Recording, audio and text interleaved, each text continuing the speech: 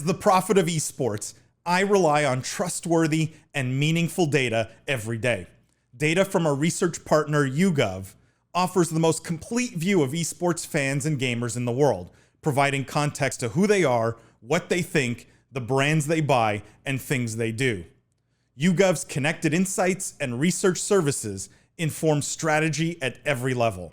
If you're a team, a brand, agency, or rights holder, you should be talking with YouGov. Their partners measure and maximize ROI and are telling compelling stories with data. Visit yougov.com/gaming-esports to learn more.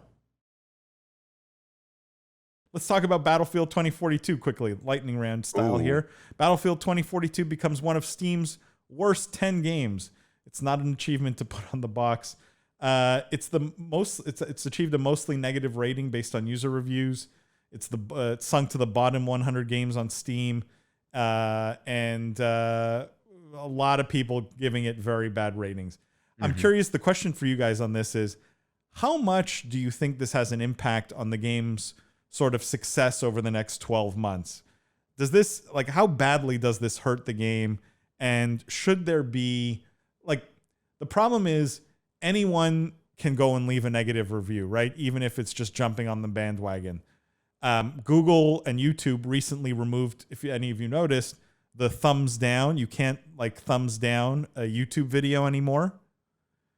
Yeah. Should Steam be getting rid of negative reviews, I guess is maybe the question here, because of what's going on with Battlefield 2042. And let me just say, there are some real issues with the game. A lot was left like unfinished and buggy, but a lot of the reviews are just feel to me a lot like just bandwagoning, right? Like, this is now a meme to leave a bad review for Battlefield. Jeff, start with you. It is. I mean, it's a good question. Like, how much do those negative reviews really mean? Like, the game didn't sell well, or it's not a good game. Clearly, where there's smoke, there's fire to some extent. But at the same time, it looked like the sales were pretty good. And even on like the player base on Steam, I thought I saw a tweet that was saying like it was actually pretty high up there, like higher than Halo, higher than some other games, despite the fact that it had all these negative reviews. So it just, taking that point aside, it's crazy how many of these games right now are coming out just unfinished. Like it feels like it's almost the exception now is when a game comes out and people are like, oh, that's a good game. It feels done and it's good. I can't remember the last game that didn't come out and be like, there's server issues, bugs, or it's not finished, missing content, it's crappy. Almost every game I've heard of, from developers like Rockstar, who never does that, straight on down to, small like AA publishers. It just feels like I cannot name a game that came out in the last 6 months that people were like, that game was done and good. So do you think, there are ones that I'm not thinking of, but sorry to go longer on this, but so are you in the camp that says we should remove negative reviews or keep them?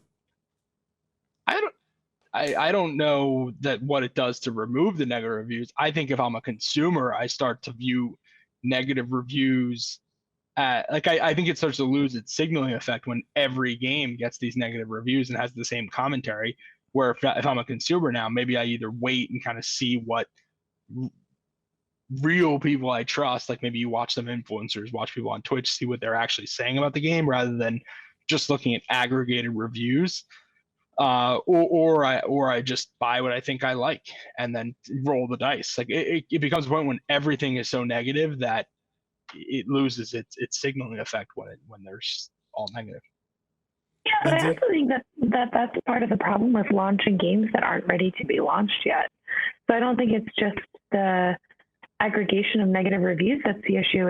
It's things being put out that just aren't ready to be put out, and then it's like, oh, we'll put it out, we'll fix all of these things later, we'll add all of this stuff in a month. And it's like, but nobody's going to wait a month, girl. People are going to buy it now, and they're going to be disappointed, and they're going to have a bunch of negative reviews, and then you're going to be upset about it. Now you're going to have to redo everything. Like, I don't know, Cyberpunk just set a really bad precedent that I see so many other games following, and I don't think it's necessarily healthy to put out a half-finished game in an industry where everyone is making quick decisions on what to buy and what not to buy and what to play. And I mean, launch strategy is really important here. There's a pretty well-defined launch strategy for what's successful in the gaming industry. And there's certainly changes that can be made to that. But I don't think launching partially finished games and then hoping to fix it later and then hoping to rebuild the community is the way that I would want to go. I think that makes a lot of people unhappy for various reasons. So I don't know. I think I definitely tend to agree with you. I think it's almost like you've prefaced it in a way that like no one could possibly disagree with you. But then the question then becomes, well, why is that happening then? If we just take the premise of everyone seems to be doing this and everyone knows that you shouldn't do this, why does that keep happening? Right? Like these gaming executives, they're not idiots. They're not like, well, it's a better strategy to launch this bad. So then why, like, are they just completely like, oh, we didn't realize it was going to be bad? Is there a problem in the QA testing? Is there a problem internally? They're not getting the right data? It's economics. It's like a lot of pressure, and it's good enough. It's good enough, and the amount of money to fix it is too much, and they're going to sell regardless, and they can fix it later. It's economics. I hate that YouTube is removing the dislike button. There's a huge difference to me between a video with 100 likes and 3 dislikes and 100 likes and 3,000 dislikes. And oftentimes I will go off of how good that video is based off of the dislikes, because people are going to this video for different things. I watch a lot of how-tos and tutorials, and for a how-to or a tutorial, the dislike will tell me more about whether or not that video is relevant to me, if other people were able to solve their problem or not. If you don't solve your problem, you leave a dislike. If you do solve your problem, you don't always leave a like, because you're already gone and you're done and the video helped. So, I don't like that they're removing the dislike thing. I talked with a friend of mine about this game release, and if you guys remember, I thought this was going to be a good launch and a good title for them. I spoke with a really good friend of mine this weekend who's a big Battlefield player and fan. He said that there were some major changes to the player profiles where they totally disrupted the game, or how the previous games have been. I know that and I've read a lot of different patches and releases and tweaks that they're going to be doing. It's very hard to recover from such a flop, I think, or such a misstep.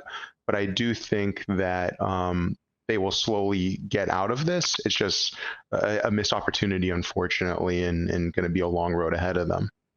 That's my thoughts. Yeah, it's one of those things where, like, look, I tried Battlefield over the weekend, last weekend. It's the first time I had logged in to try it. I didn't play the beta. And the first thing it does is it forces you into like a 20-minute battle with bots, like before you can actually play the game. And I played this bot battle and then literally quit. Didn't even play a single game. I was so fed up.